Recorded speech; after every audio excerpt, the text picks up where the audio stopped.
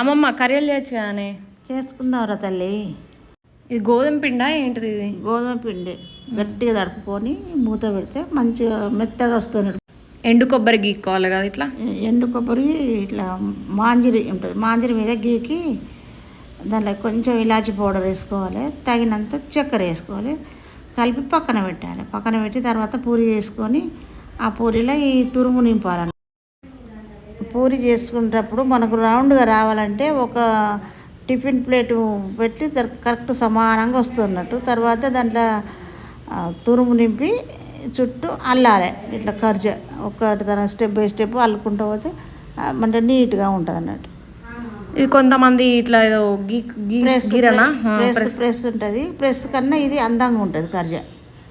ఇప్పుడు గోలించుకున్నాడేనా ఇక కొంచెం నూనె వేడైనాక సేమ్ పూరి మాదిరి లేకనే రెండు వైపులా గోలించుకొని తర్వాత పక్కన పెడితే కొంచెం బ్రౌన్ కలర్ వచ్చేదానికి ఉంచాలి. తెలంగాణ ఖర్జలు రెడీ.